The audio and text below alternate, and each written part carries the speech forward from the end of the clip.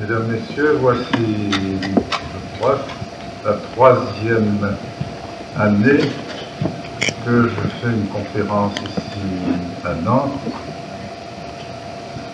Conférence demandée par Monsieur l'abbé Bonneterre, désireux que je fasse chaque fois devant vous le point de la situation dans laquelle nous nous trouvons.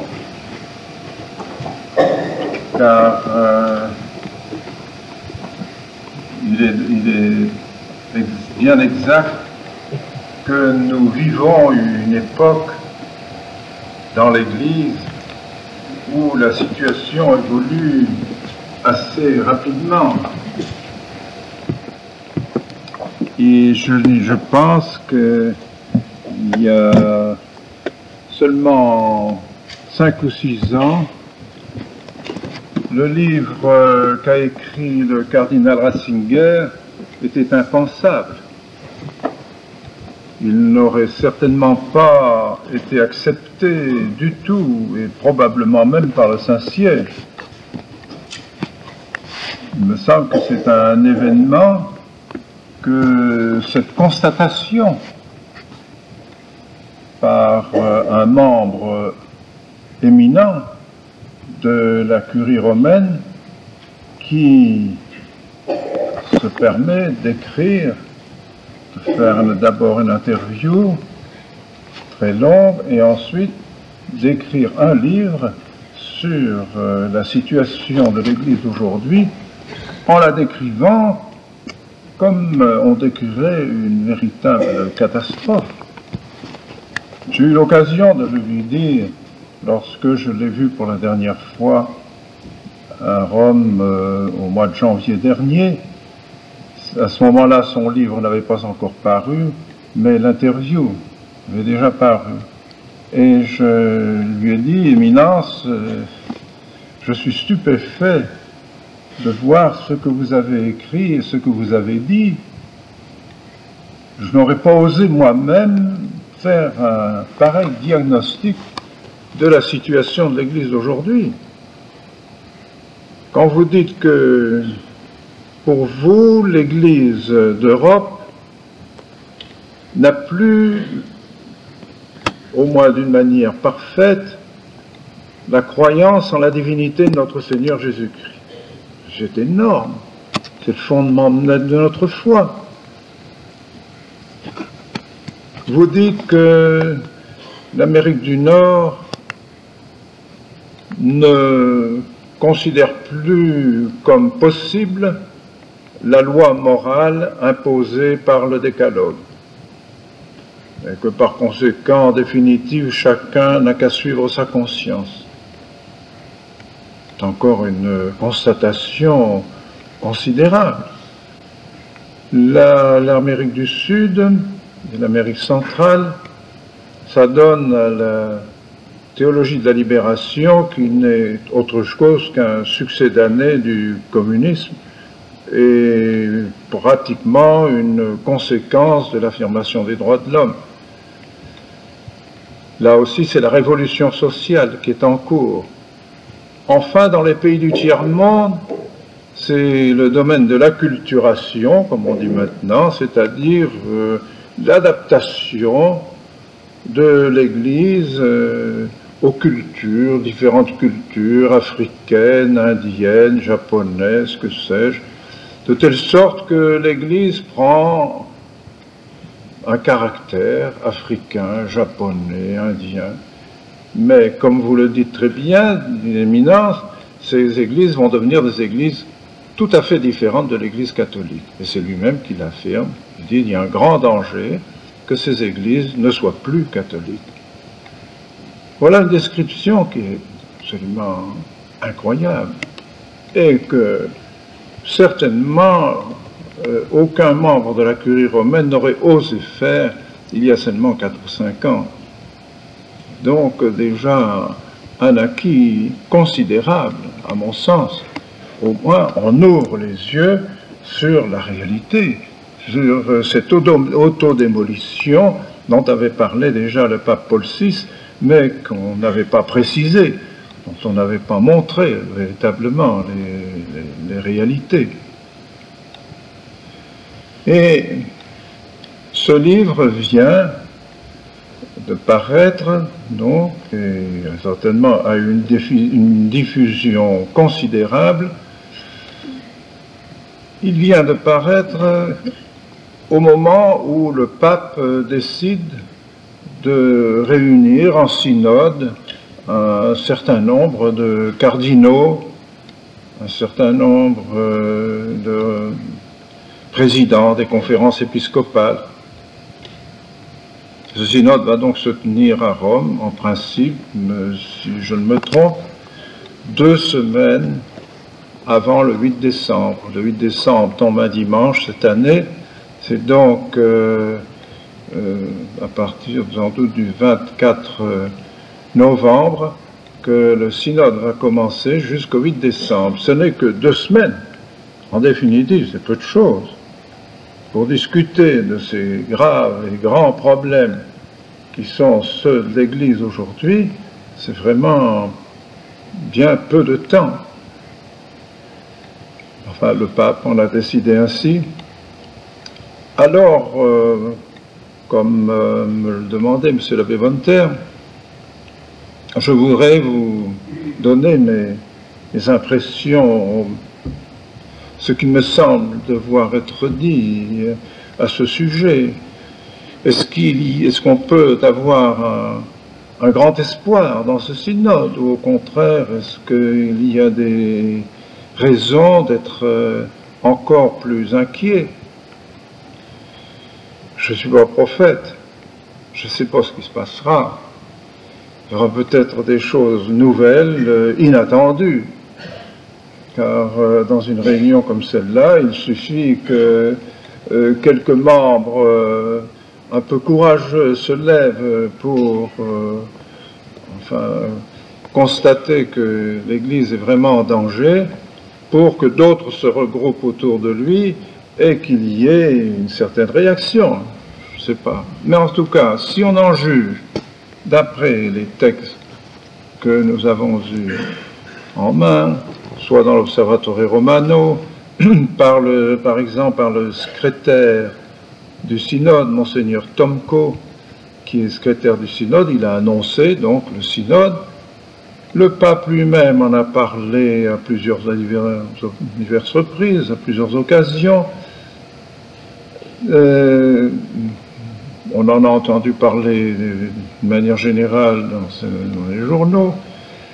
Il est question tout simplement de remettre en valeur le Concile Vatican II. Après 20 ans depuis la clôture du Concile Vatican II, que doit faire l'Église? La réponse est claire et nette, d'après les autorités de l'Église. Il faut redonner à Vatican II sa valeur, il faut redonner à Vatican II une vie plus grande, une application plus profonde, enfin, donc une certaine renaissance au Concile Vatican II. Pas question du tout, dans aucune déclaration, d'un jugement sur Vatican II, ni d'un retour en arrière, ni d'une correction de Vatican II. Jamais il n'a été question d'une chose comme celle-là.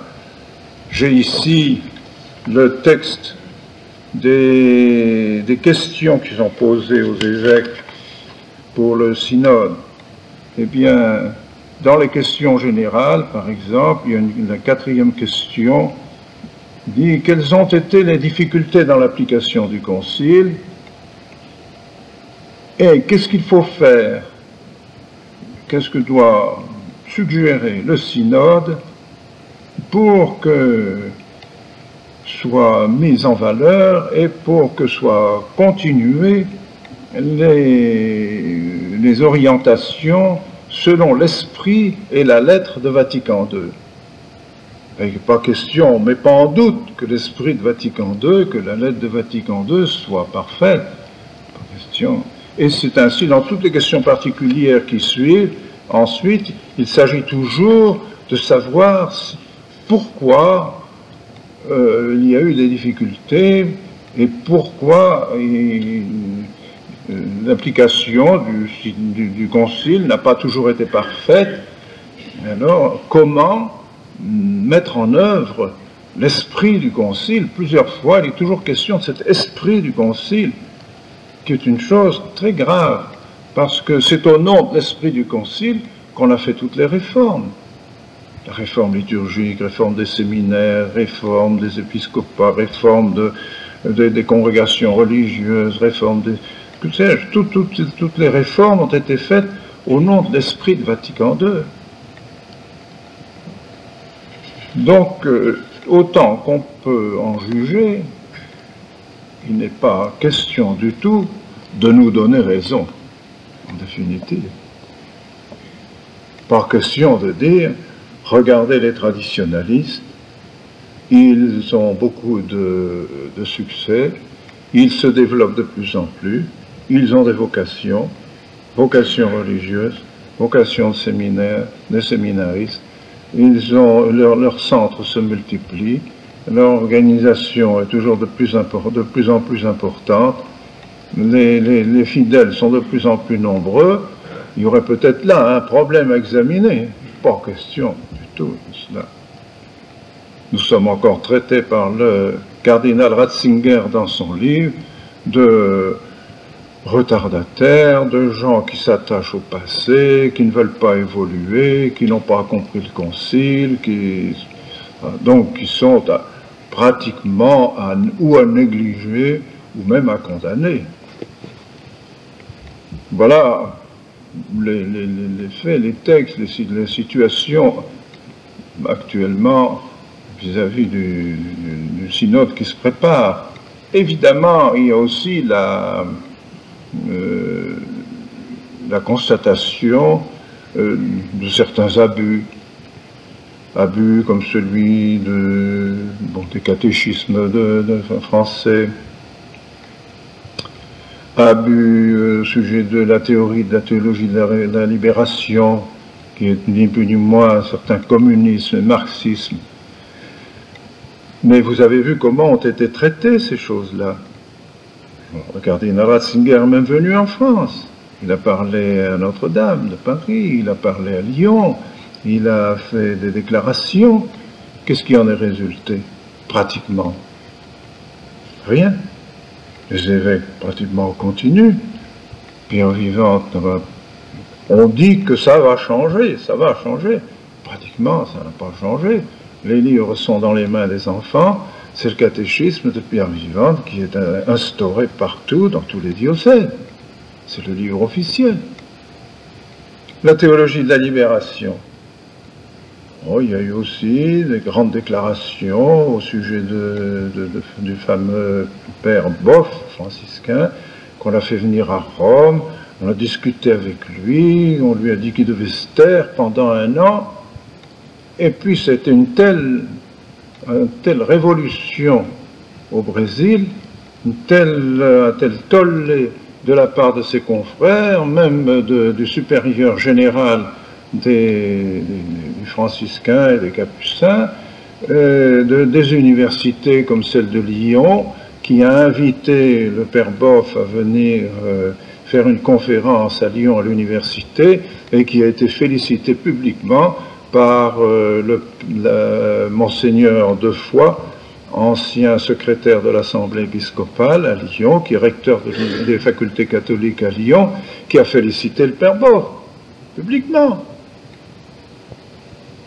Et le cardinal Arns, cardinal de Sao Paulo, donc le plus important cardinal du Brésil, vient de faire une conférence ces jours-ci à Fribourg, à l'université de Fribourg en Suisse, où il a critiqué ouvertement le Vatican au sujet de la soi-disant condamnation du père Boff. On lui a simplement demandé de se taire pendant 1 an. Mais il continue à parler et personne ne lui dit rien. Donc ce sont je dirais, des coups d'épée dans l'eau. Ça n'a pas de résultat. Rome, je dirais même par cette manière d'agir, perd toute sa vigueur, toute son autorité.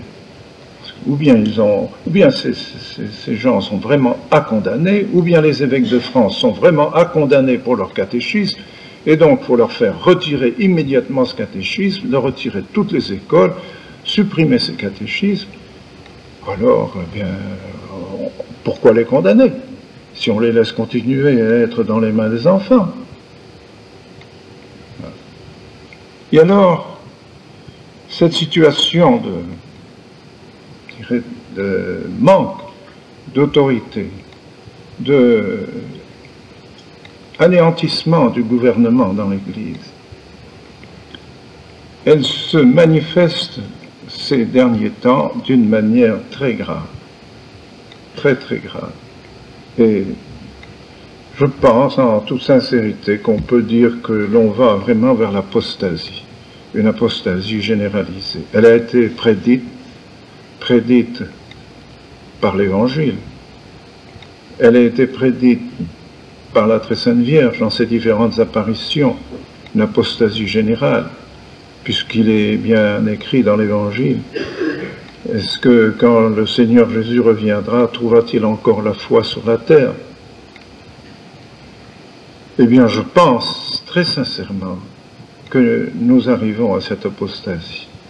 Et je veux vous citer des faits importants qui viennent de se produire récemment, ces mois-ci, et qui, à mon avis, sont peut-être une contribution de la Providence pour nous éclairer, nous aussi. Parce que tant qu'on reste que dans une certaine ambiguïté, voyez-vous, on ne sait pas.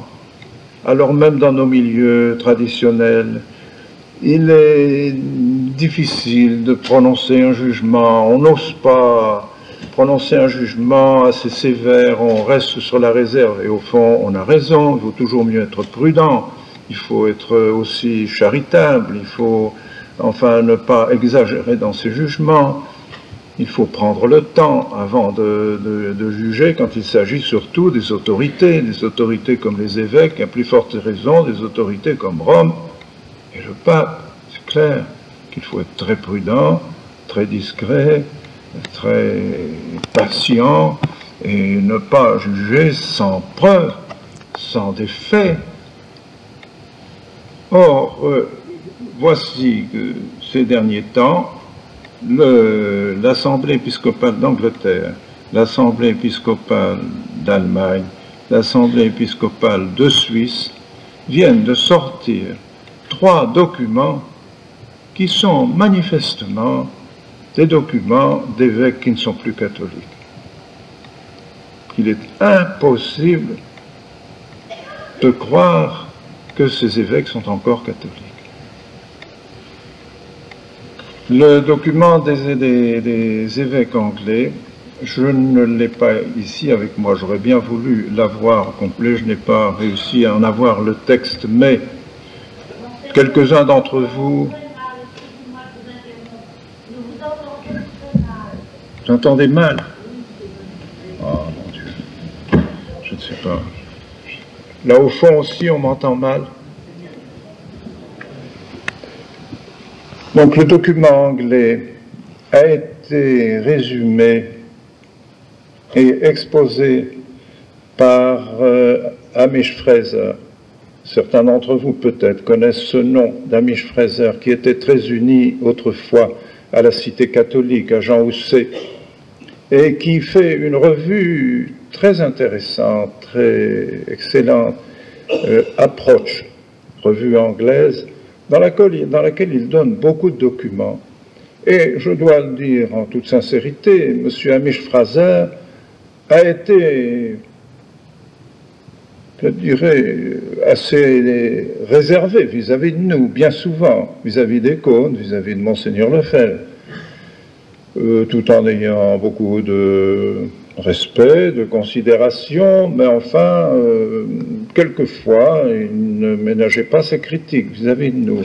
Donc, je ne peux pas dire que c'est quelqu'un qui est tout à fait en notre faveur, qui était à 100% pour nous. Il s'en est rapproché depuis, justement, qu'il constate des événements vraiment graves et qu'il pense que notre position ferme vis-à-vis de la messe, vis-à-vis du concile, se justifie toujours davantage.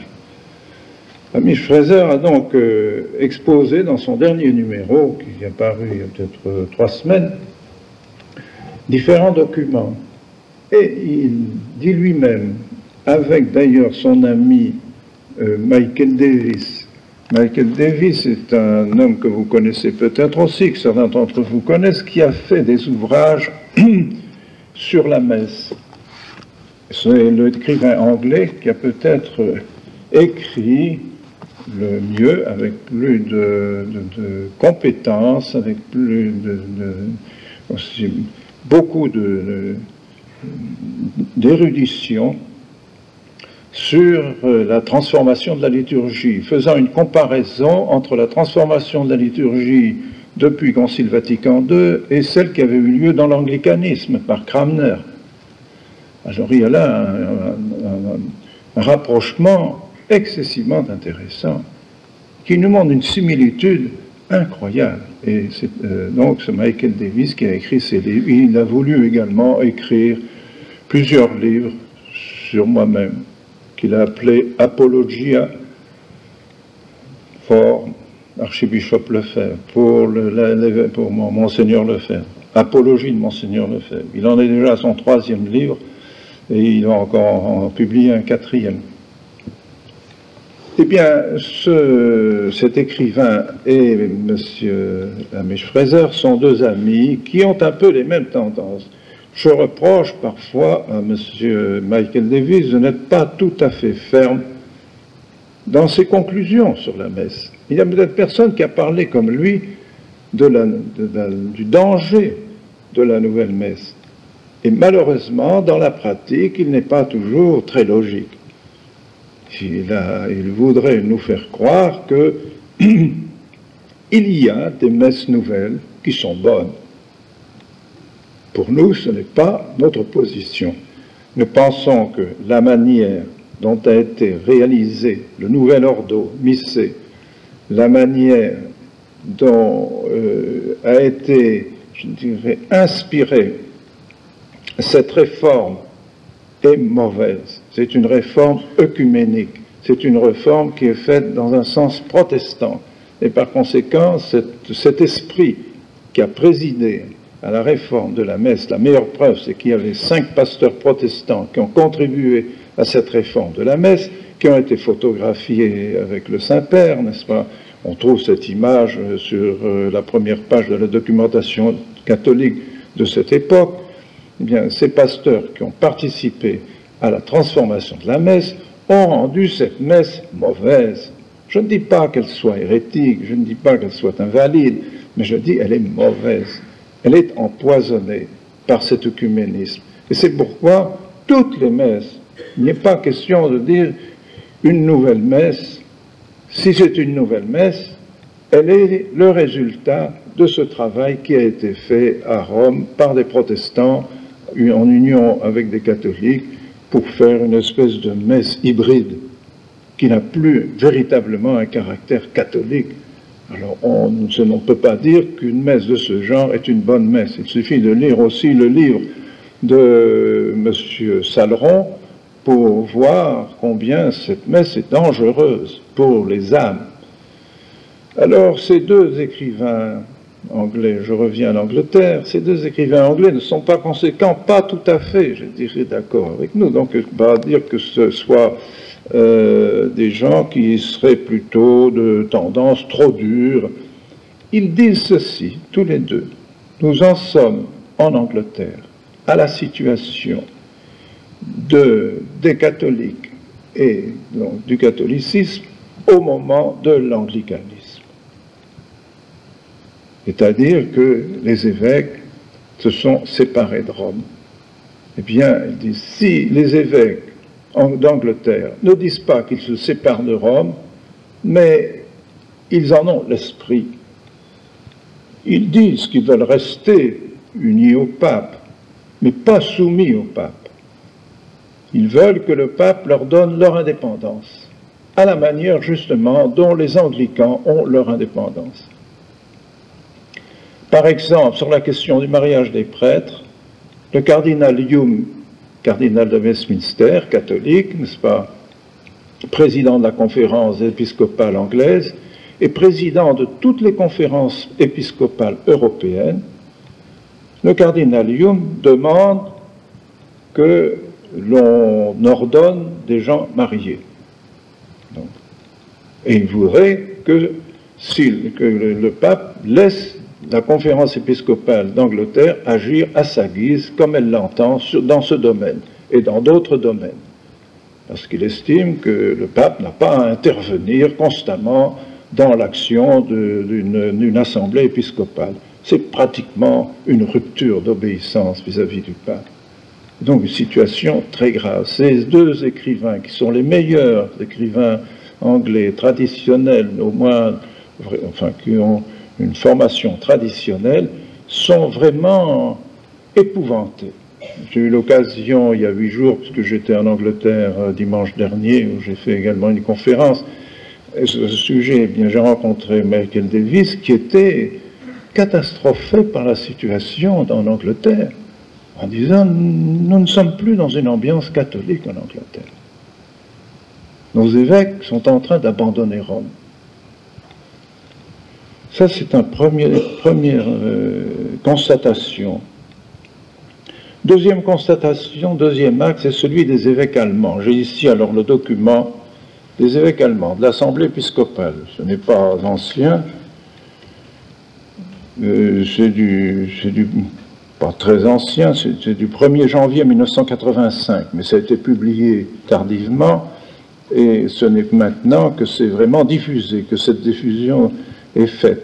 C'est une déclaration commune de la conférence épiscopale allemande et du Conseil de l'Église évangélique d'Allemagne. Donc c'est une déclaration commune entre catholiques et protestants, responsables de l'Église catholique, responsables de l'Église protestante, au sujet des mariages mixtes. N'est-ce pas? On ne dit plus mariage mixte, on dit mariage entre conjoints de confessions différentes. Confessions différentes. Et tout ce document traite le problème des mariages mixtes comme si la religion catholique et la religion protestante étaient absolument à égalité. Pas de différence entre l'une et l'autre. Je peux vous citer quelques passages, vous verrez vous-même. Les chrétiens qui appartiennent à des églises différentes sont reconnaissants de tout ce qui les unit dans la foi. C'est dans une version identique que se récite le Notre Père dans l'une et l'autre église. À peu de distinction près, c'est la même profession de foi. Écoutez, que des évêques osent dire une chose pareille, qu'à peu de différence près, à peu de distinction près, c'est la même profession de foi qui est proclamée. Une seule et même Bible est lue, commentée dans les deux églises. C'est faux. Oui, ils ont fait une Bible œcuménique, dans laquelle ils ont supprimé ce qui déplaisait aux protestants. Et cette Bible œcuménique, évidemment, puisqu'on a supprimé ce qui déplaisait aux protestants, ils l'acceptent, bien sûr, mais ce n'est plus la Bible catholique. Alors, une seule et même Bible est lue, commentée dans les deux églises. Le baptême qui se donne par ondoiement ou immersion, au nom du Père, du Fils et du Saint-Esprit, dans une unique Église, est reconnu par l'Église catholique et par l'Église évangélique. D'importantes parties de la liturgie dominicale sont identiques. Le prophète, là oui, c'est clair, ils le disent bien, la liturgie est la même, en dépit de quelques différences concernant l'interprétation et la pratique de l'Eucharistie. À propos de la responsabilité du chrétien et du service caritatif que celui doit pratiquer dans la vie, il existe une forte identité de vues, unissant les églises dans leur enseignement et dans leur action. Les chrétiens de confessions différentes, unis par le mariage, se sentent portés par cette communauté de foi. Comme si les deux églises, comme si les deux professions de foi étaient les mêmes. Incroyable! Que ce soit les évêques qui disent des choses semblables. Si l'on se rappelle seulement les dispositions de l'Église catholique vis-à-vis des mariages mixtes, dans le droit canon ancien et dans la pratique ancienne, demandez à vos prêtres, des prêtres qui ont connu, enfin, dans l'ancienne discipline de l'Église. Mais c'est stupéfiant d'entendre des choses comme celle-là. Et vous allez voir ce qu'il se fait ensuite au sujet de la pratique pour les enfants en confession. De nombreux couples de confessions différentes pensent pouvoir vivre entre les églises et développer, pour ainsi dire, de nouvelles formes communautaires œcuméniques. Mais cette volonté se heurte rapidement à des limites, car être chrétien implique un enracinement concret, une insertion concrète dans l'Église. C'est pourquoi, dans un couple dont les conjoints sont de confessions différentes, chaque partenaire doit pleinement respecter l'attachement ecclésial de l'autre. Ce respect inclut le fait de s'informer soigneusement sur l'autre Église, de détruire les préjugés reçus et d'apporter chacun de son côté son propre héritage ecclésial dans le mariage et la famille, en sorte que les deux partenaires enrichissent par là leur vie commune. Pas de différence entre les deux églises. Ensuite, il va y avoir la question, évidemment, question de savoir dans quelle confession les enfants doivent être élevés. Voilà le problème capital. Vous souvenez-vous que dans les mariages mixtes, avant le concile, l'Église faisait toujours signer un papier par le conjoint protestant qu'il acceptait que les enfants soient baptisés et élevés dans la religion catholique. Si le partenaire protestant n'acceptait pas de signer ce papier, l'Église n'acceptait pas de bénir le mariage et de donner la dispense pour ce mariage. Interdiction.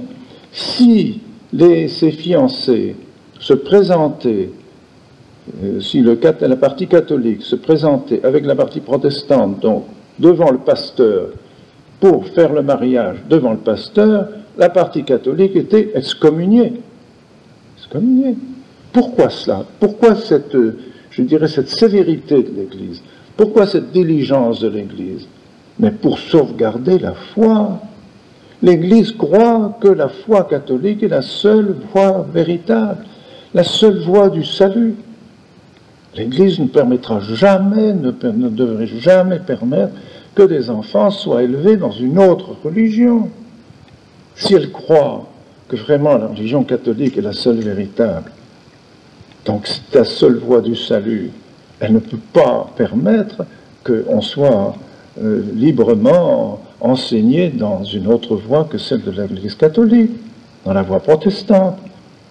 Or ici, la question de savoir dans quelle confession les enfants doivent être élevés ne doit pas rester en suspens. En aucun cas, les enfants ne doivent se tenir entre les confessions et rester sans insertion ecclésiale. C'est pourquoi il est instamment conseillé de régler à temps entre les fiancés la question de savoir dans quelle église les enfants doivent être baptisés et éduqués. Inouï, cette chose-là, inouï, absolument incroyable. Donc les fiancés doivent régler par eux-mêmes, entre eux, de quel côté ils baptiseront et de quel côté ils éduqueront leurs enfants. Le père de famille pourrait dire, moi je prends les garçons et les garçons seront protestants. La mère de famille prendra les filles et les filles seront catholiques. Bon. Mais c'est absolument... C'est pas un contraire à un règlement ecclésiastique, ça. Ce n'est pas une loi ecclésiastique, la loi de l'éducation des enfants dans les mariages. C'est une loi divine. C'est la loi de la foi. Celui qui croit sera sauvé, celui qui ne croit pas sera condamné, a dit notre Seigneur. Ce n'est pas une loi ecclésiastique. C'est quand l'Église n'a pas le droit, aucun pape n'a le droit de dispenser de la foi, de dire, bien, peu importe, il peut avoir la foi protestante. Aucun pape n'a le droit de dire une chose pareille. Aucun évêque n'a le droit de dire une chose pareille. C'est Dieu qui a décidé quelle était notre foi. C'est la foi catholique. Donc, les fiancés C'est à eux de régler et de savoir dans quelle église les enfants doivent être baptisés et éduqués. Les ministres sont là pour donner des conseils de pastoral. Ils sont tenus, en vertu des recommandations faites d'un commun accord par les deux églises, d'agir avec compréhension. Qu'est-ce que ça signifie avec compréhension? Pour les décisions nécessaires concernant les enfants, seuls doivent être décisifs la conscience du partenaire liée par sa foi, ainsi que le bien de la famille et des enfants. Le respect mutuel que les parents, chacun de son côté, témoignent envers la religion du partenaire aidera ceux-ci à trouver leur voie dans un esprit d'œcuménisme. Et voilà ce qu'écrivent les choses. Nous pourrions presque conclure, voyez-vous, puisque si le droit canon dit que ceux qui se présentent devant le pasteur protestant, la partie catholique qui se présente devant le pasteur protestant pour faire son mariage est excommunié, et que les évêques autorisent ces fiancés à se présenter devant le pasteur protestant, il en est de même pour l'éducation des enfants, n'est-ce pas? L'éducation des enfants doit être catholique. Et il y avait des peines contre les parents catholiques qui n'éduquaient pas leurs enfants dans la religion catholique. En définitive, les évêques maintenant, se rendant responsables de cette décision, il me semble que cette excommunication tombe sur eux. Encourageant donc ces jeunes fiancés à aller où ils veulent, dans n'importe quelle religion, l'excommunication tombe sur eux. Ils sont coupables. C'est incroyable, n'est-ce pas, qu'une conférence épiscopale puisse faire une chose de semblable. Je vous assure que si ça avait été fait du temps de Pie XII, encore juste avant le concile, mais je crois que le pape aurait excommunié tous les évêques qui auraient signé cet acte de la conférence épiscopale. Et maintenant, avec cet esprit œcuménique qui règne à Rome, il n'y a plus de limite. On ne sait pas où est la vérité, où est l'erreur, si la religion protestante est encore hérétique, n'est plus hérétique, si elle fait partie de l'Église catholique, ne fait pas partie de l'Église catholique, on ne sait plus. Il n'y a plus de définition, on ne veut plus définir ce que c'est que l'Église. On parle de l'Église communion, c'est le terme, il faut le dire, que le pape emploie dans sa présentation du droit canon, quand il définit l'Église, quand il essaye de décrire l'Église. Il dit l'Église est une communion, une communion. Il ne dit plus que c'est une société, une véritable société, n'est-ce pas?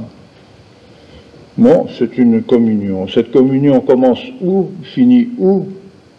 On ne sait pas, juste. C'est très vague, n'est-ce pas? On reste dans le vague. Donc, deux documents déjà très graves. Troisième document qui vient de paraître alors d'une manière encore plus récente, c'est celui des documents des évêques suisses. Il a été présenté le 22 septembre dernier par le gouvernement fédéral une loi nouvelle sur le mariage. Une loi qui dépasse tout ce qu'on peut imaginer. Loi d'ailleurs qui n'est pas propre à la Suisse, puisque déjà le Canada l'a plus ou moins adoptée, pas aussi radicalement que la proposition de loi suisse, mais déjà d'une manière très très avancée. Quand je me trouvais au Canada au mois de mai, je me souviens très bien que des chrétiens étaient déjà très stupéfaits et scandalisés à la pensée que déjà la loi permettait à la femme de ne plus porter le nom de son mari, première chose. Deuxième chose, la femme n'est plus obligée d'être dans le domicile de son mari, elle peut avoir un autre domicile, un autre logement. Troisièmement, la femme peut réclamer un salaire pour le temps qu'elle passe à servir son mari. tel que. Quatrièmement, les enfants sont aidés par un juge en cas de difficulté avec leurs parents.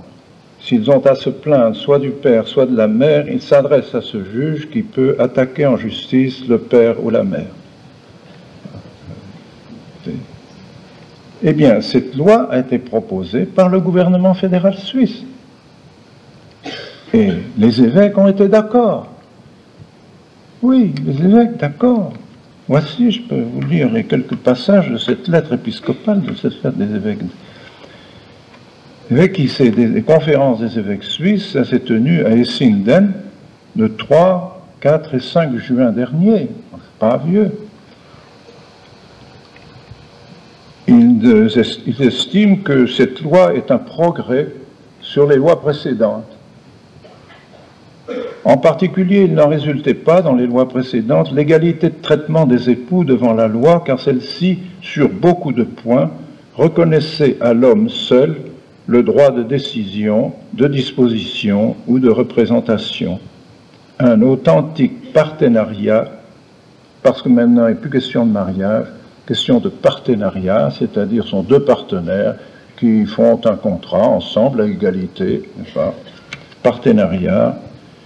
Un authentique partenariat exige pourtant que les partenaires soient mis sur le même pied. Ce sont les évêques qui disent ça.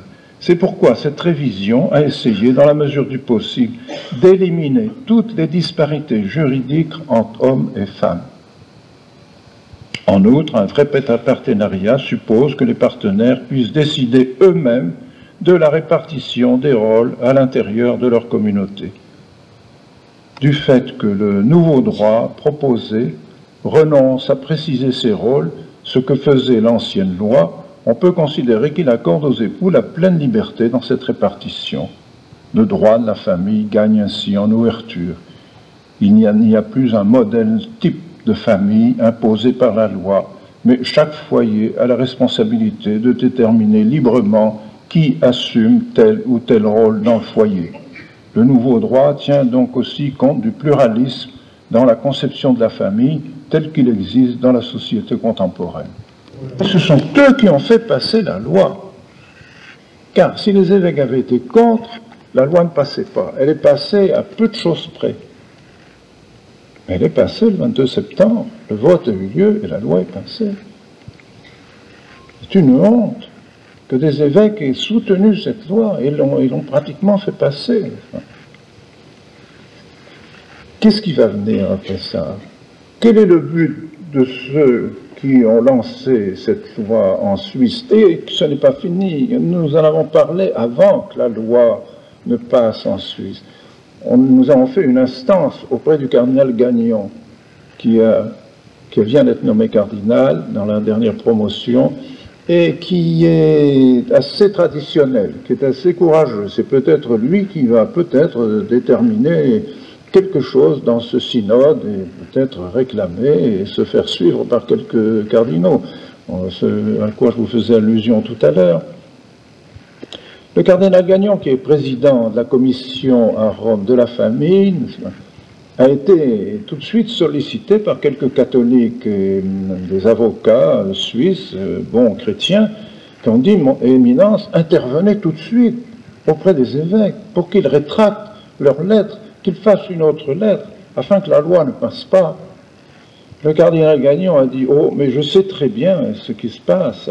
Il y a eu une réunion. » Il me semble, je n'ose pas affirmer absolument, mais il me semble qu'il a cité une capitale de l'Est, des pays de l'Est, il me semble que c'est Budapest, où une réunion où ont été invités, sans doute par les pouvoirs maçonniques, des représentants de toutes les nations, afin justement de mettre sur pied, mettre en route cette nouvelle loi, cette nouvelle législation sur le mariage.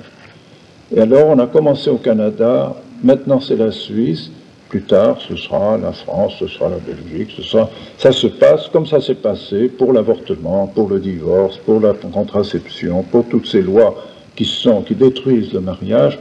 Bien maintenant, il y en aura encore une plus fondamentale. Quel est le but poursuivre ces misérables, car il faut le dire, ces misérables qui veulent détruire la cellule, je dirais, la plus fondamentale de la société, celle sur laquelle reposent toutes les bases de notre vie sociale. Qu'est-ce qui restera dans cette famille? Pauvres enfants, s'il y en a qui naissent d'une union pareille, que seront-ils? Que vont-ils devenir? Et en définitive, vous voyez, étant donné que c'est l'autorité du mari qui est attaquée, car c'est toujours la même chose, c'est toujours la libération, libération, libération, libération. La théologie de la libération, elle se poursuit maintenant dans la libération de la femme vis-à-vis du mari, et tout simplement, c'est pas autre chose. Qu'est-ce qui va se passer? On va arriver à l'union libre, tout simplement. Et c'est à ça qu'ils veulent arriver. Ils veulent arriver à la destruction totale du mariage, et ce sera l'union libre. Quel avantage aura le mari à avoir une épouse qui lui est soi-disant son épouse, qui ne vit pas avec lui, qui demande un salaire pour le travail qu'elle lui fait, qui va aller trouver le juge pour la moindre altercation pour faire condamner son mari? C'est une vie. Alors, le mari qui n'aura plus aucune autorité, ni sur ses enfants, ni sur sa femme, eh bien, s'il n'a pas la foi, s'il n'y a plus la foi, ce sera l'union libre, c'est tout. Et c'est ce que recherchent, c'est ce que veulent précisément ces pouvoirs maçonniques, arriver à une union totalement libre, plus de mariage. Mais alors, que les francs-maçons veuillent des choses comme ça, qu'ils veulent la destruction de la société, la destruction au fond de tout ce que le bon Dieu a fait, toutes les lois naturelles, toutes les lois surnaturelles. Ils détruisent la société dans ses fondements par la démocratie. Ils détruisent la société civile. Ils détruisent la société familiale. Ils détruisent l'Église. Ils veulent détruire tout ce que le bon Dieu a fait, toutes les lois divines, pour les remplacer par les droits de l'homme et pour la libération, libérer l'homme de toutes les lois divines, de toutes les obligations divines. Et l'Église actuellement suit cela. Et la liberté religieuse qui a été proclamée dans le Concile est précisément dans les droits de l'homme. Proclamer la liberté religieuse au Concile, c'était suivre les droits de l'homme. C'est-à-dire libération d'une religion. On n'est plus obligé de suivre une religion. Celui qui veut suivre une autre religion est libre. C'était délier la créature vis-à-vis de Dieu.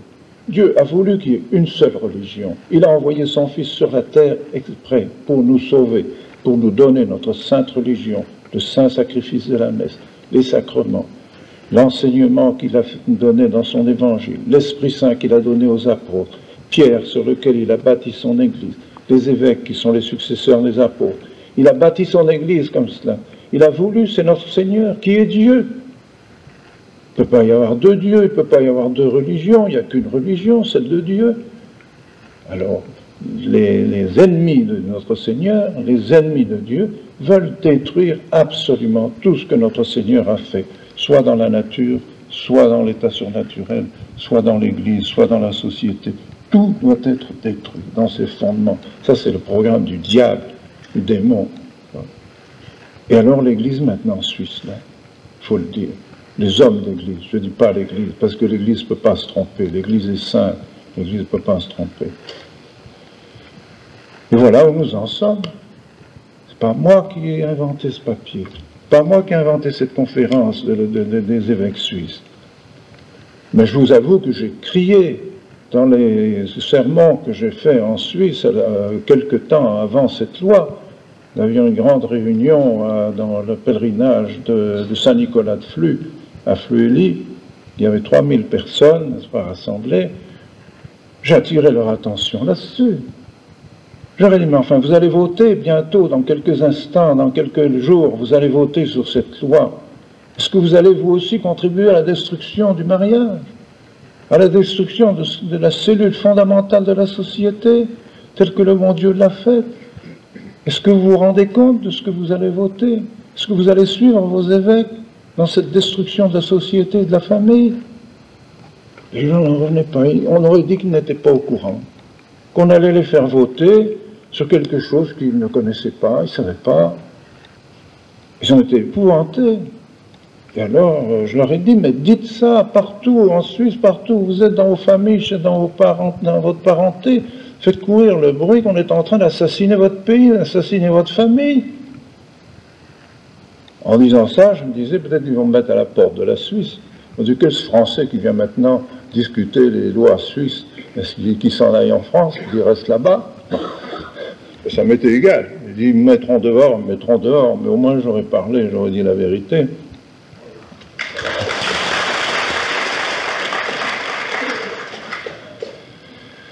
Car ils ont déjà essayé, vous savez, de me mettre dehors. Quand j'ai eu le malheur de dire au moment où Mitterrand est devenu président, n'est-ce pas, et puis qu'il est allé faire son pèlerinage au Panthéon, à tous les grands francs-maçons de la République, n'est-ce pas. Alors, j'ai dit, voilà son Dieu, voilà les dieux de Mitterrand, n'est-ce pas. Voilà ce que je suis Mitterrand, voilà ses modèles. Il a fait un grand discours sur les modèles qu'il doit suivre, tous les grands francs-maçons qui sont enterrés là-bas, maintenant dans ce Panthéon qui fut l'église Sainte-Geneviève. Eh bien, nous avons compris maintenant à qui nous avons affaire. Nous voyons bien que c'est toujours cet État laïque, athée, maçonnique qui est en train de nous conduire. Alors, des journaux protestants de la Suisse ont protesté en disant comment peut-on laisser manifester de l'opposition à un président d'un de nos pays amis. C'est attenter vraiment aux bonnes relations que la Suisse entretient avec la France. Ils ont fait toute une histoire pour cette intervention que j'avais faite dans mon discours à l'occasion de l'ordination le 29 juin. Et ils demandaient à ce moment-là, les journaux demandaient qu'on expulse Monseigneur Lefebvre de la Suisse. Il ne faut plus qu'il reste chez nous, il n'a rien à faire ici. Voilà la situation dans laquelle nous nous trouvons. Nous nous trouvons dans une situation de combat terrible. Mais alors quand ce combat se situe chez les évêques, qu'est-ce qu'on peut faire? Moi, je pense vraiment que nous devons constater que ces évêques sont plus catholiques. Pas possible qu'un évêque catholique puisse signer une feuille pareille. Pas possible. Alors qu'est-ce qui est arrivé pour que nos évêques en soient là? Il n'est pas possible que des évêques catholiques dorment tranquillement et se disent chefs de diocèse, et se disent successeurs des apôtres, et se disent mandatés par l'Église de toujours, lorsqu'ils savent qu'ils ont mis dans les mains des enfants, des familles de leur diocèse, des catéchismes qui sont contraires à la doctrine de l'Église, qui détruisent la foi des enfants. Comment peuvent-ils encore dormir tranquillement? Insensé, n'est-ce pas? Ils le savent pourtant. Le cardinal Ratzinger est venu leur dire. Beaucoup de catholiques comme vous, je suis persuadé que peut-être beaucoup d'entre vous, vous avez écrit à vos évêques pour dire nous ne voulons pas de ce catéchisme. C'est une honte de faire paraître un catéchisme comme celui-là. Et des prêtres qui à ce moment-là suivaient leurs évêques tranquillement, sans trop se faire de soucis, ont ouvert les yeux. Beaucoup de prêtres ont ouvert les yeux à ce moment-là. On dit ah non, jusque-là nous avons suivi nos évêques, ici nous ne les suivons plus. Ce catéchisme est inadmissible, nous ne pouvons pas enseigner ça à nos enfants. Et il y a beaucoup de prêtres qui se sont éloignés de leurs évêques et qui ont refusé ce catéchisme et qui continuent d'enseigner le vrai catéchisme maintenant, malgré les prescriptions des évêques. Heureusement d'ailleurs, mais ils sont encore très peu nombreux.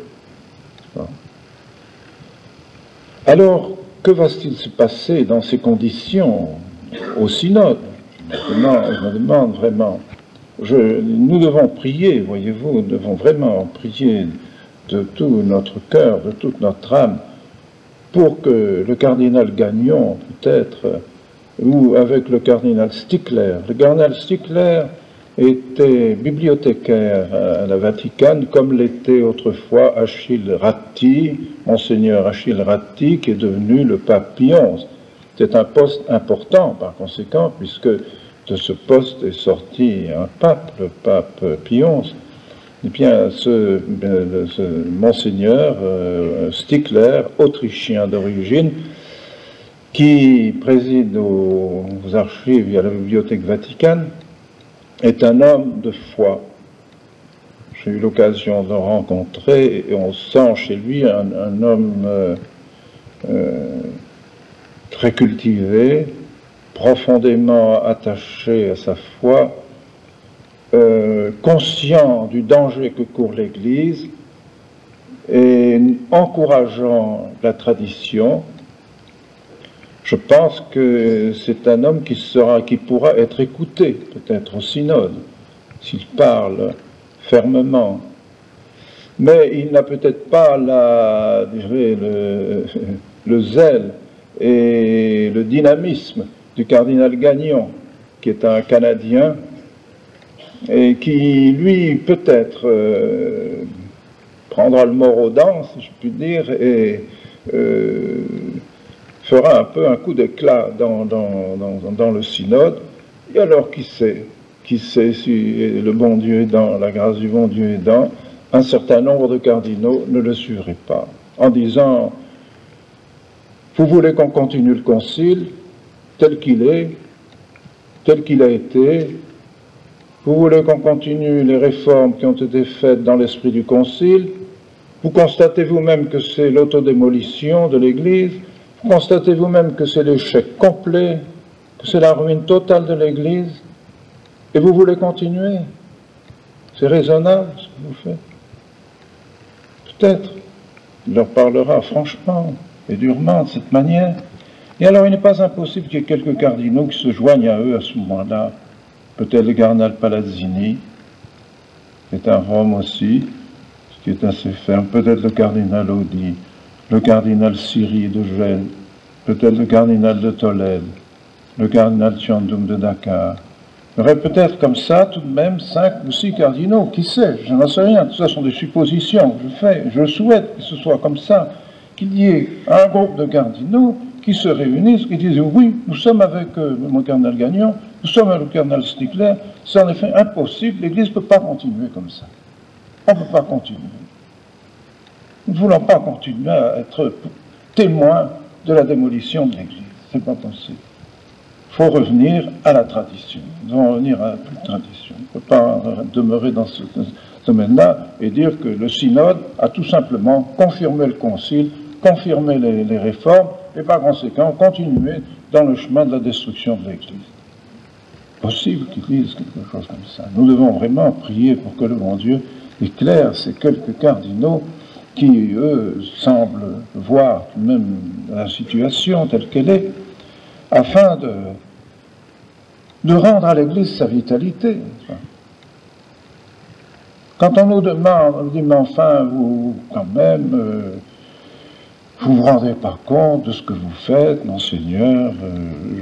J'entends bien souvent des prêtres, même des laïcs qui ne sont pas avec nous, mais qui se rendent compte quand même des difficultés de l'Église, et alors qu'ils disent: mais monseigneur, vous ne vous rendez pas compte, vous êtes en train de diviser l'Église, monseigneur, vous divisez l'Église, vous êtes en train de vous éloigner, vous êtes en train de faire un schisme, monseigneur.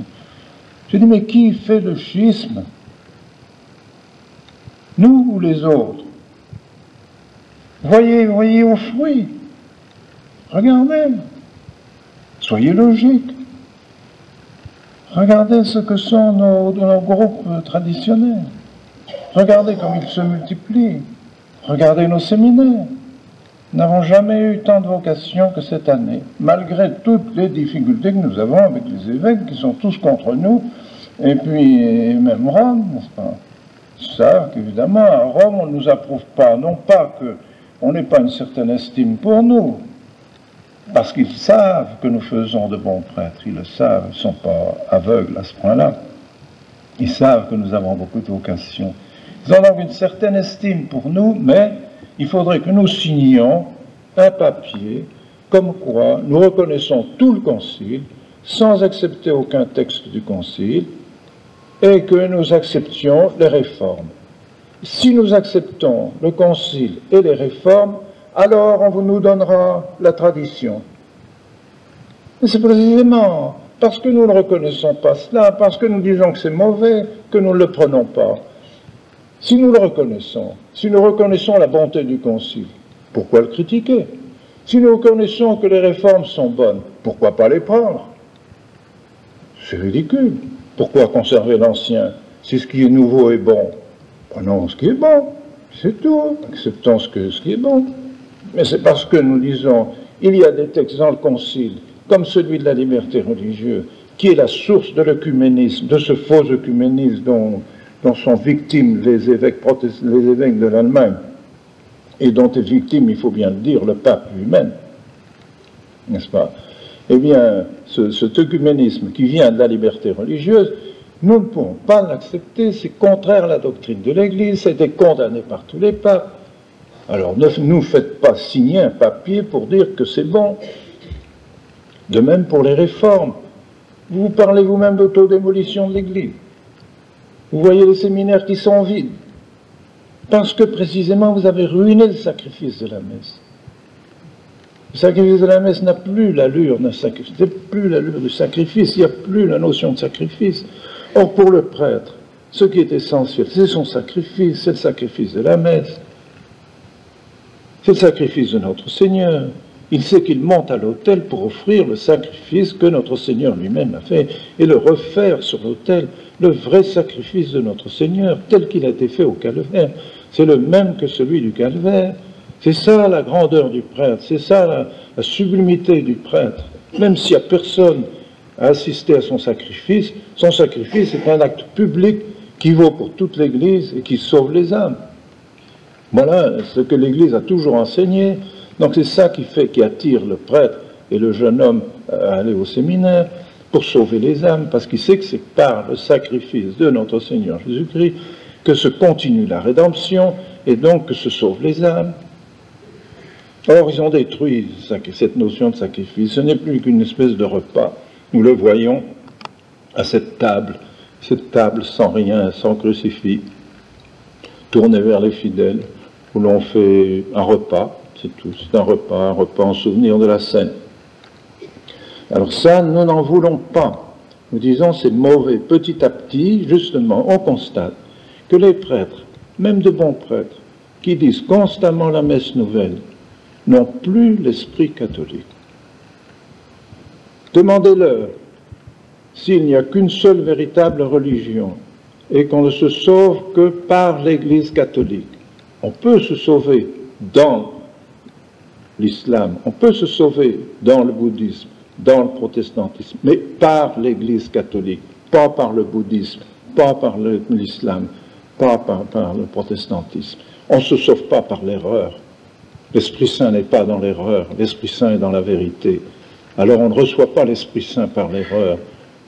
Il est possible que par occasion, des gens se sauvent dans ces religions, mais attirés par la grâce de notre Seigneur Jésus-Christ, et qui implicitement désirent le baptême catholique, et qui se sauvent par ce désir implicite, qu'ils ne connaissent même peut-être pas, qu'ils font dans cet acte implicite par un acte de soumission à la volonté du bon Dieu.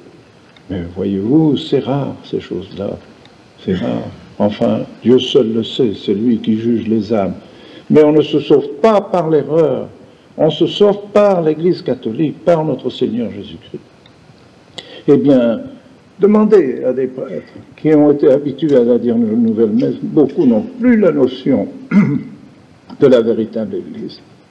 Parce qu'ils n'ont plus la notion du véritable sacrifice de la messe. Or, le sacrifice de la messe, je dirais, résume toute l'œuvre de notre Seigneur Jésus-Christ. Il est centré sur notre Seigneur Jésus-Christ. Alors, il y a dans ce sacrifice aussi quelque chose de social, voyez-vous. C'est un acte public, un acte social qui reconnaît la rédemption de notre Seigneur Jésus-Christ par la croix, le règne de notre Seigneur Jésus-Christ, le règne social de notre Seigneur Jésus-Christ. Plus on assiste à la messe, à la vraie messe, et plus on est persuadé de la vérité et de la seule vérité de la religion catholique. Et c'est pourquoi c'est si important de garder la véritable messe, de garder le véritable sacrifice de la messe. Alors je ne peux pas signer, je ne puis pas signer en conscience que la nouvelle messe est l'égale de la messe actuelle. Je ne peux pas signer ça, c'est impossible. Alors je l'ai dit ouvertement au cardinal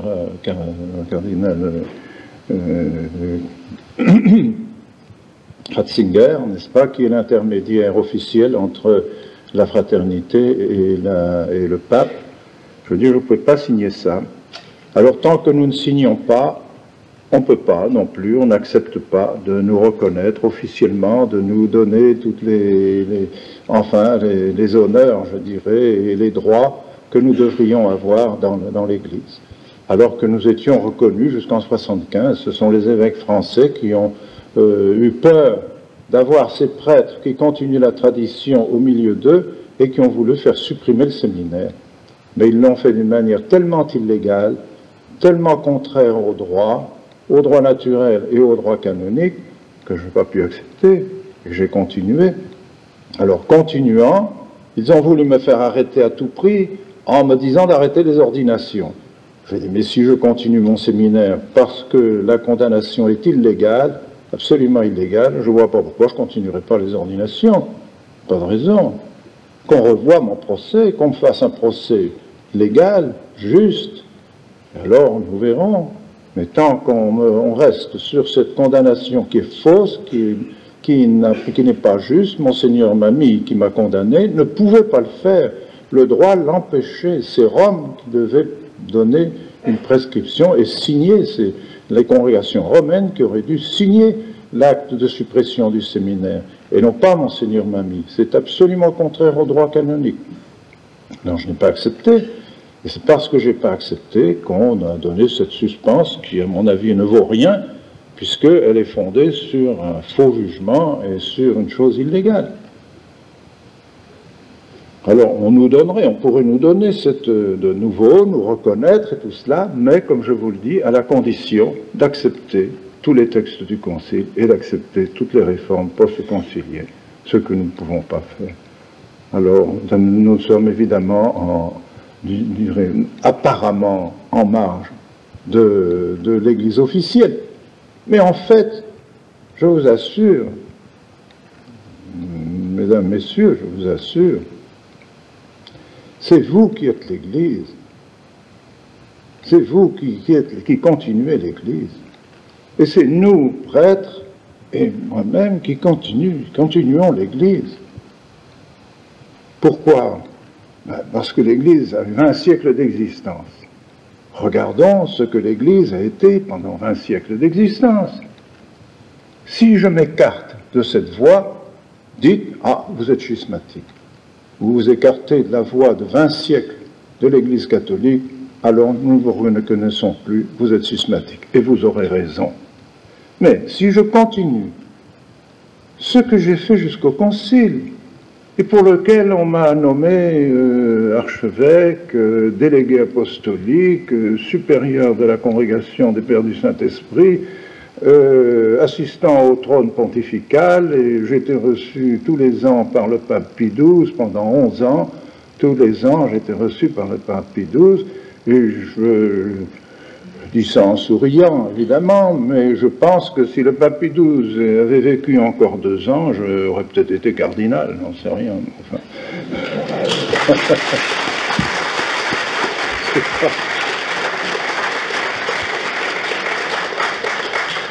Je ne cherche pas à l'être, mais enfin, c'est pour dire que j'étais vu aussi bien qu'on peut l'être, je dirais, dans l'Église. J'avais même une charge de représentant du Saint-Père, délégué apostolique, c'est comme un nonce, c'est même une charge importante. J'avais donc dans ma charge, quand je l'ai prise, 34 diocèses en Afrique, et quand je suis parti, il y en avait 62. Donc...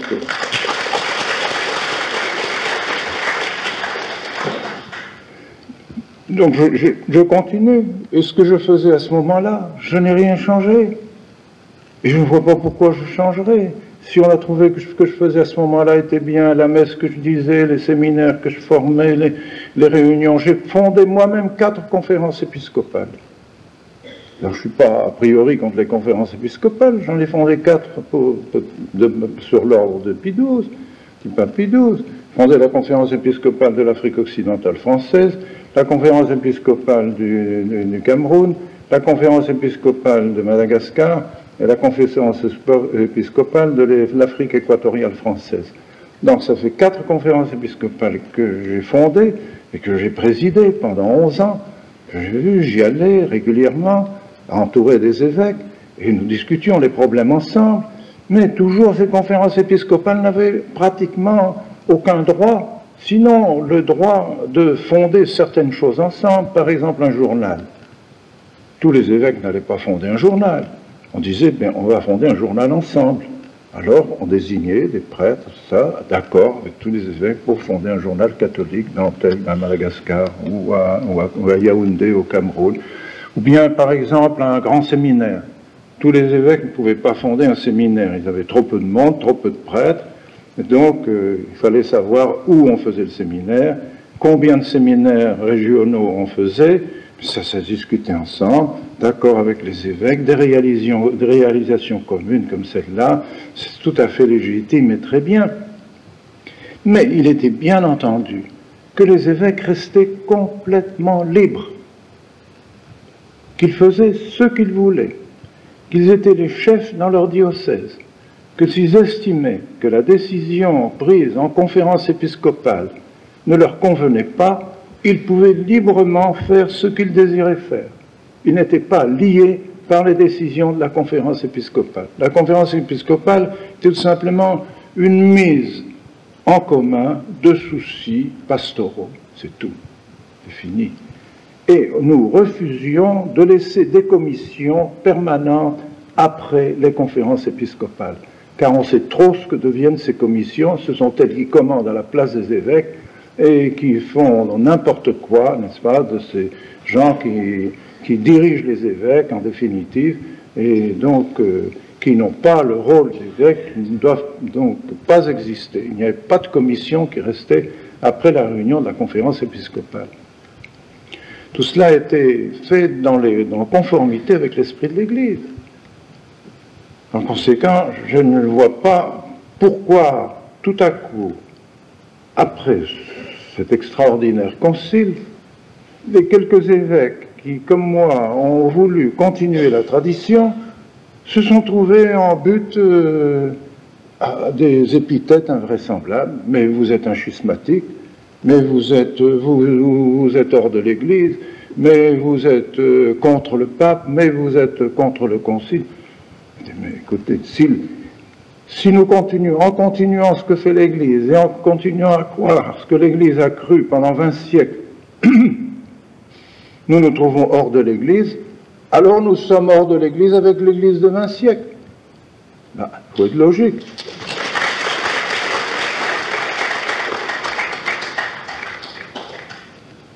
Et voilà comment, je dirais, en faisant ce qui est normal dans l'Église, en faisant ce qui a été toujours fait, comme je le fais dans mes séminaires. Je continuais à faire ces séminaires de la fraternité, comme j'ai fait le séminaire de Dakar, comme ceux que j'ai eu l'occasion d'orienter dans les différentes, justement, assemblées épiscopales. J'ai suivi la même ligne. Ces séminaires ont beaucoup de succès, je pense, font également beaucoup de bien. Et voilà qu'on voudrait nous les faire fermer parce qu'ils ne seront pas conformes à l'esprit moderne, à l'esprit des temps modernes, et que pendant ce temps-là, tous leurs séminaires sont en train de se fermer. Et vous avez entendu certainement parler de cette fameuse réunion qui a eu lieu dernièrement tout près de Castel Gandolfo, des réunions de 80 prêtres mariés qui représentaient les 70 000 prêtres mariés depuis le Concile. Alors, ces 80 000 prêtres mariés se sont réunis à côté de Castel Gandolfo, là où est le pape, et ont envoyé un message au pape en demandant que le pape reconnaisse ces prêtres mariés, puisqu'ils sont mariés légitimement avec autorisation du Saint-Siège, donc il les réintègre dans leur fonction sacerdotale. Et deuxièmement, que le pape veuille bien continuer à accorder des autorisations de mariage, puisque, paraît-il, il y a sur le bureau du Saint-Père 2000 demandes encore de mariage par des prêtres.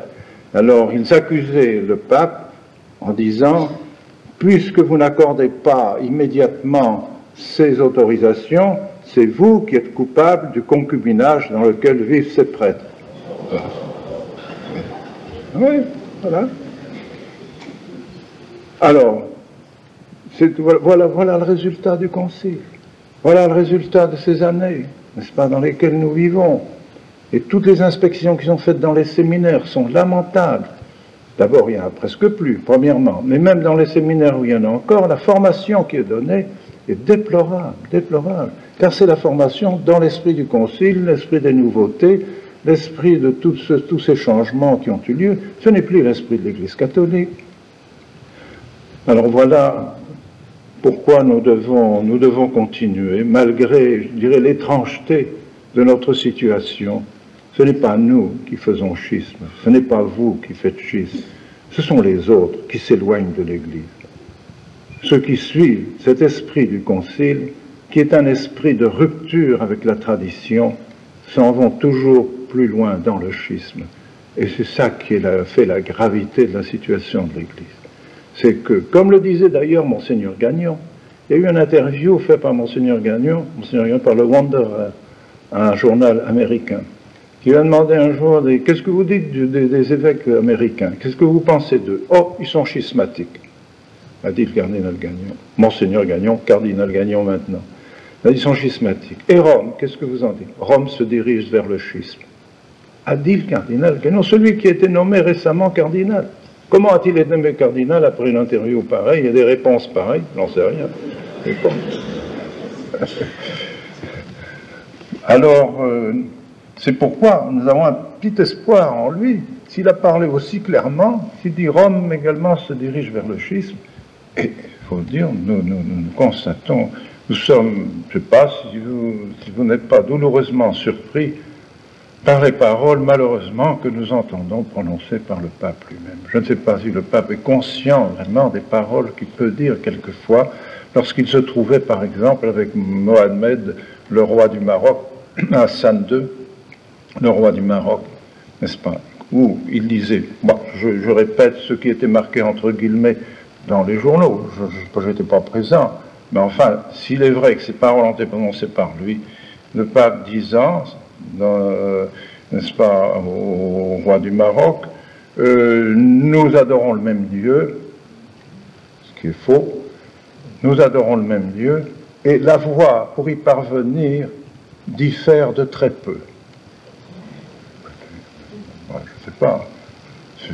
Ce n'est pas vrai que nous adorons le même Dieu. C'est contraire à l'Évangile. Lisez Saint Jean. Tout Saint Jean et toutes les affirmations de notre Seigneur sont les mêmes. Celui qui n'a pas le Fils n'a pas le Père. Celui qui n'a pas le Fils n'a pas le Père. Celui qui ne croit pas en Jésus-Christ ne croit pas en Dieu. Ça, c'est une constatation constante. Celui qui nie le Fils est condamné parce qu'il n'a pas le Père. Il reste dans la colère de Dieu, dit notre Seigneur Jésus-Christ, dans la colère de Dieu. Donc, c'était clair dans l'Évangile que si nous nions notre Seigneur Jésus-Christ, nous nions Dieu par le fait même. Ce n'est plus le même Dieu que nous adorons. Donc, puisque les musulmans nient notre Seigneur Jésus-Christ, ils disent bien que c'est un prophète, mais ils nient sa divinité, et ils disent que nous sommes des idolâtres parce que nous adorons justement notre Seigneur Jésus-Christ. Alors, ils sont contre nous, et c'est pourquoi ils sont prêts à nous tuer tous, parce que nous sommes des infidèles, parce que nous sommes des gens qui croyons, qui faisons de l'idolâtrie. Alors, ces gens-là, ils ne sont bons qu'à être tués, c'est tout. Et quand on connaît bien les musulmans, j'ai vécu 15 ans au milieu des musulmans, je les connais bien, je vous assure qu'ils ont un seul proverbe, baise la main que tu ne peux pas couper. Tant qu'ils sont les plus faibles, ils baisent la main. Le jour où ils sont plus forts, ils vous coupent la main. Eh bien, c'est ça que je veux dire. Tant qu'ils sont faibles, c'est bien, ils ne bougent pas trop. Le jour où ils seront 10 millions en France, ils nous couperont tous la tête. Vous verrez. Que la voie qui nous mène à Dieu entre les musulmans et nous diffère de très peu, mais quelle est la voie? Dites-moi, vous avez répondu tous tout de suite. C'est notre Seigneur Jésus-Christ qui est la voie pour aller au ciel, pour aller à Dieu. Puisqu'ils ne croient pas à notre Seigneur Jésus-Christ, comment peut-on dire que la voie qui les mène à Dieu entre les deux religions diffère de très peu de choses? Je ne comprends pas. J'avoue que c'est un mystère, un grand mystère pour moi. Et c'est fatal. Quand on se trouve, quand on fréquente trop officiellement des gens qui ne sont pas avec nous, qu'on les fréquente pour saluer le roi du Maroc et qu'on parle des affaires de la royauté du Maroc, qu'on se montre ami de celui qui dirige un pays, pas de problème. Mais dès qu'on approche des questions religieuses, on est obligé de dire la vérité. Il n'y a pas moyen, on ne peut pas transiger, on ne peut pas jouer sur les mots de la religion, c'est pas possible. Alors on se trouve comme enferré, celui qui ne veut pas déplaire à son interlocuteur, s'il parle de religion, il est obligé de faire des compliments sur la religion de l'autre, et il n'en sort plus.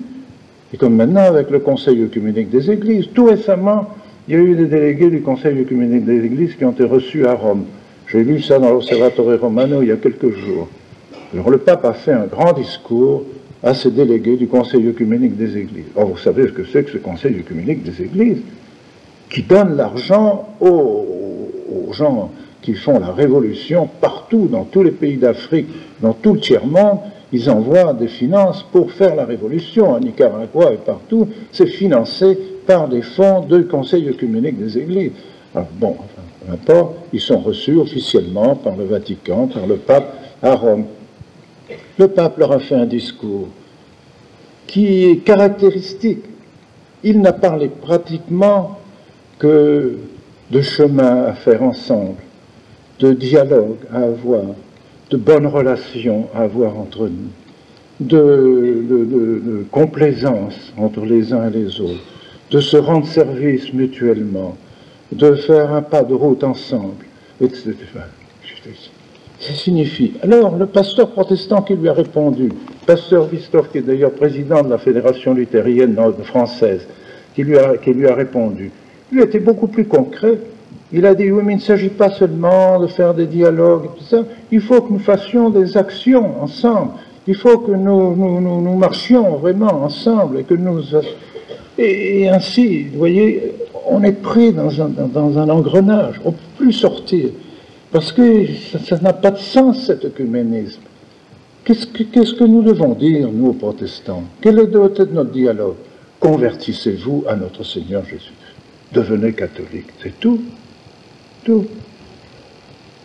Quand nous avons j'ai inauguré il y a 15 jours, là, en Irlande, une magnifique église protestante que nous avons achetée. Je n'ai pas pu m'empêcher de dire... nous remercions Dieu que cette église protestante soit devenue catholique, n'est-ce pas? Ils ont assez pris de nos églises catholiques pour en faire des églises protestantes. Pour une fois que nous pouvons avoir une protestante qui peut devenir catholique, il me reste à faire un vœu, c'est que tous les protestants qui venaient dans cette église deviennent tous des catholiques. Voilà. Évidemment, les journaux se sont empressés de mettre ça dans leurs nouvelles, parce que c'est pas très ordinaire ce langage-là, malheureusement, actuellement.